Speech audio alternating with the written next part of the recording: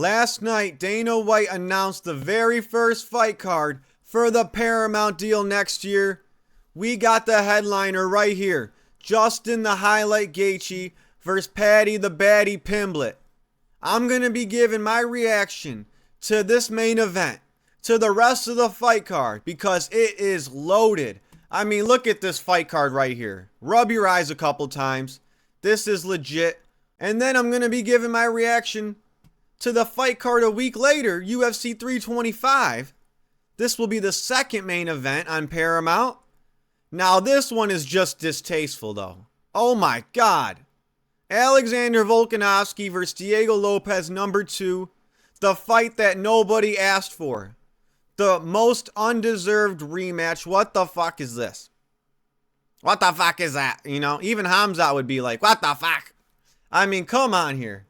I like Diego Lopez. And I like Paddy Pimblett.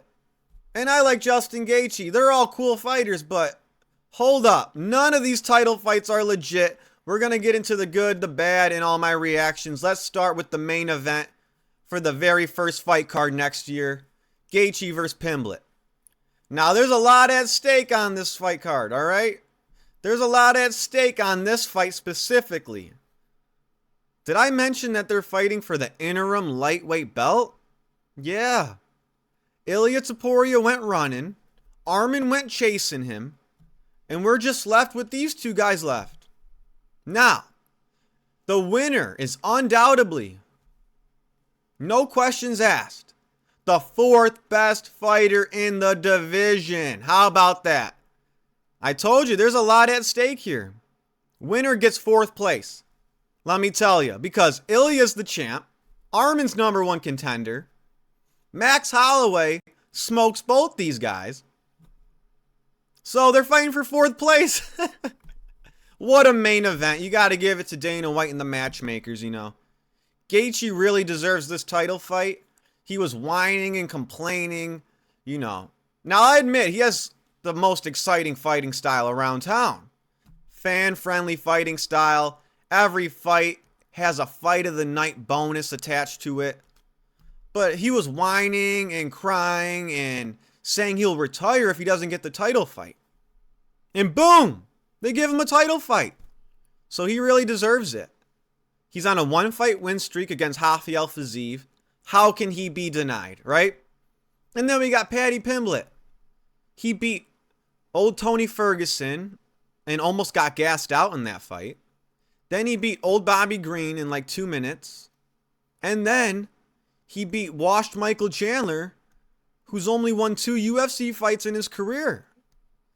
And Michael Chandler hasn't won since the year 2021, I think. So Paddy's coming off a Chandler win, which warrants him a title fight. I mean, it's only right. I think Chandler's ranked 11, and that was Paddy's last win. So it only made sense that they bumped Paddy up to 5 and put him in there right away for a belt. I love it. I love it. As long as we're all on the same page here, that they're fighting for 4th place, you know. Ilia's the champ. Armin's the true threat, the number 1 contender. Max Holloway's the 3rd best. He smokes both these guys. Winner is the 4th best in the division. Congrats, Dana. You really put it all on the line for this main event. Let's get into... Oh my God, get this fucking disgraceful title fight out of my face. Let's get into the main card of Justin Gaethje versus Paddy Pimblett. Co-main event. Harrison versus Nunes. I forget, is Kayla Harrison the bantamweight women's champ or the featherweight? She's fucking ginormous. John Cena in a wig. I ain't being fooled. But I think this is going to be for the women's bantamweight title. I guess this is the only women's fight to make. But are we seriously going to get excited about a women's super fight again? After watching Shevchenko versus Wei Li? Is this going to be any more entertaining? Kayla Harrison can very well do the same thing to Amanda Nunes. But yeah, Ariel Helwani, shut the fuck up about, oh, this should be the main event because it's for an undisputed title. Not saying there's no good women's fights, but women's fights can never headline a main card. They can. It's legal. But they should never headline a main card. Go start a women's MMA league and see how that does. The only reason their fights get eyeballs is because they're sandwiched between the men fights. So, yeah. Anyway, what a stacked card. I'm not even being sarcastic. This card is loaded. Song Yadong. Sorry, Sean O'Malley's the bigger name here. Sean O'Malley versus Song Yadong is on this card. Sean O'Malley's already promoting this fight with some funny one-liners. He said, I don't beat my dong, but I'll beat your dong. Good one. I think that was the first good one-liner of O'Malley's career. You know, it's crazy that we got Paddy Pimblett and O'Malley on the fight card. Two of the most privileged fighters in UFC history. As we all know, Paddy Pimblett got the robbery decision win against Jared Gordon, and Sean O'Malley got the robbery decision win against Petr Yan.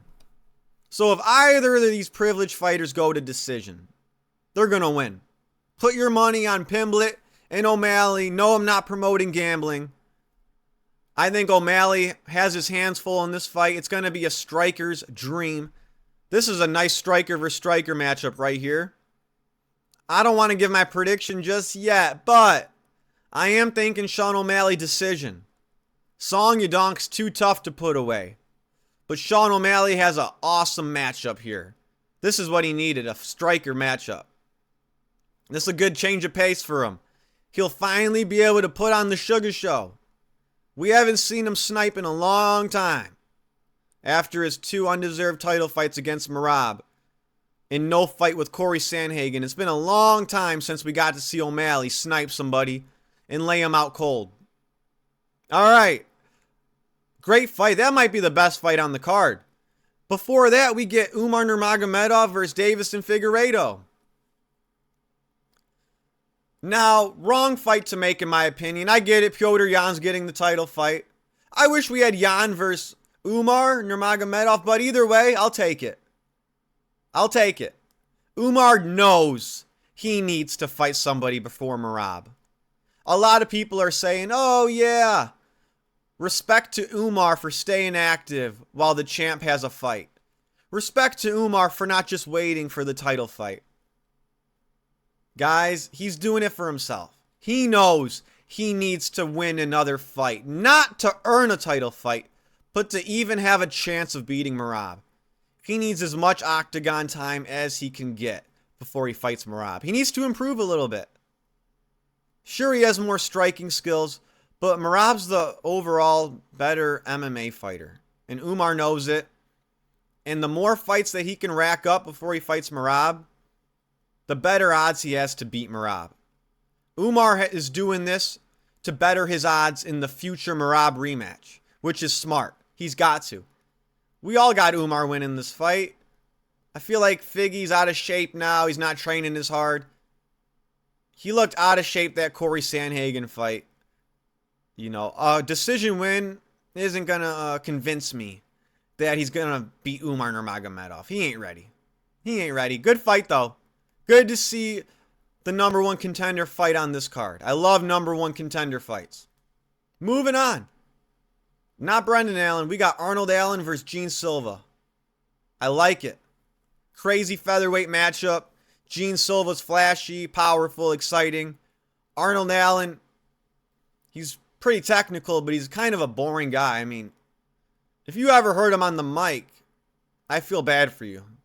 But a lot of people like him. A lot of people get behind him, even though he's one of the most boring fighters on the mic. Kind of like JDM. People like those boring fighters on the mic who are strikers. I guess you're allowed to be boring if you're a striker. Anyway, Grasso versus Namajunas, and Derek Lewis versus Salsa Boy. I don't want to jinx that fight and say it's going to be knockout. I already went down that road before with Francis Ngannou versus Derek Lewis, but man, what a fight. What a fight. Derek Lewis versus Salsa Boy. Salsa Boy's on a tear. Derek Lewis, he can knock out anybody, anywhere, at any time. Man, I'm really pumped for that one. I'm more pumped for that fight than the Umar fight. That should definitely be on the pay-per-view. And not only that, we got the middleweight Francis Ngannou on the prelims of this card as well. Atiba Gaudier the Cameroonian fighter. I think he's from France as well. He's just like Ngannou, hits like Ngannou, built like Ngannou, from the same area as Ngannou. He's just the middleweight version. So they threw him a victim to slaughter on this card. That should be nice to watch as well. We got a hell of a card here. My complaints, though, are the title fights. Arman should definitely be fighting either Paddy or Gaethje. But you had to have had Arman in there, you know? If Topuria is ducking, which we all know he is, unless you're just biased, come on. He's taken the John Jones path in more ways than one, if you know what I mean. Where's Arman, man? I know people are like thinking if you root for Arman, that means you're like a MMA Joey type guy because you want to get behind the closest thing to a Dagestani fighter there is. No, that is not me. I root for Arman. I'm a fan of Arman. But I am not rooting for Magomed Ankalaev over Alex Pereira. You know, I think Khamzat was boring as fuck his last fight. I would love for him to lose. I thought Islam was boring as hell his last fight. I would love for Islam to lose. I am not an MMA Joey. Just because I am rooting for Arman and want to see him beat Topuria's ass does not mean I'm part of the MMA Joey clique. I'm not. I'm not biased at all. Honestly, he's exciting. He's more exciting than Khamzat and Islam, and he's not even one of them.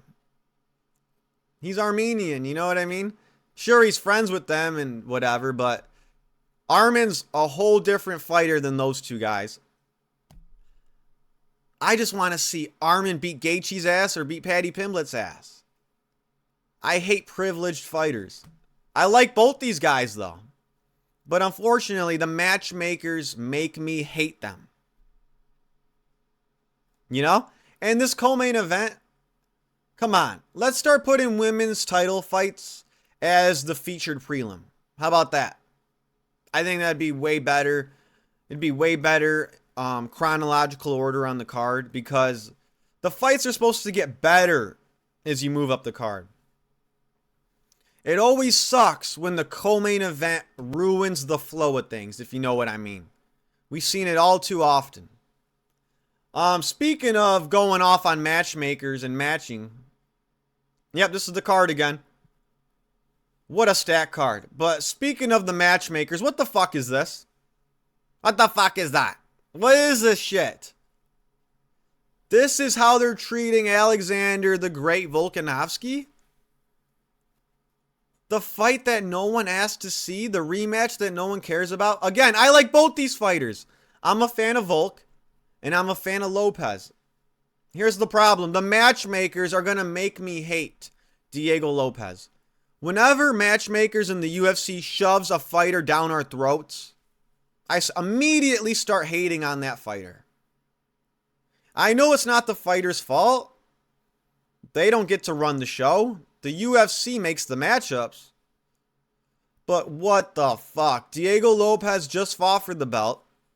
And Alexander Volkanovski has 2 undefeated fighters in his weight class. This is the second most stacked weight division in the UFC right now. Number 1 is welterweight. Featherweight is definitely the second most stacked division.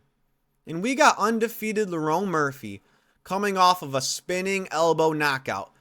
Knockout of the year, in my opinion. And he didn't get the title fight. And that's a fresh matchup for Volk. Never fought him before. Volk needs new faces and names on his resume. We also got undefeated Masvidal Evloev that Volk's not fought yet. He didn't get the call either. 2 undefeated fighters that Volk's never fought aren't fighting Volk for the title. No, it's someone that Volk just fought in April. And don't get it twisted. Don't let him trick you. When they fought in April, it wasn't an exciting fight. Yeah, compared to Jack Della Maddalena versus Islam, it was an exciting fight. But remember, Diego Lopez was way too patient. He never pulled the trigger. All he did was chase Volk around. He never really threw down. He did too little, too late. It wasn't the barn burner that everyone says it was. No one asked for this fight. Yeah, Diego Lopez spinning elbow Gene Silva. Super impressive. Like, damn. Wow, I had Gene Silva. I got that one wrong. I thought Gene Silva had that one. It was such an exciting fight. What a war. One of the best fights of the year.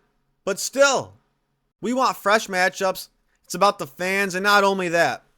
Volkanovski needs new names on his resume. I mean, the guy fought Max Holloway 3 times. And he was willing. He was willing. Why does he have to rematch Diego Lopez twice now? This guy's been in so many rematches. I mean, how many times does Volk have to fight a Mexican fighter till they just give up? They put Yair Rodriguez in there with Volk. Volk smashed him.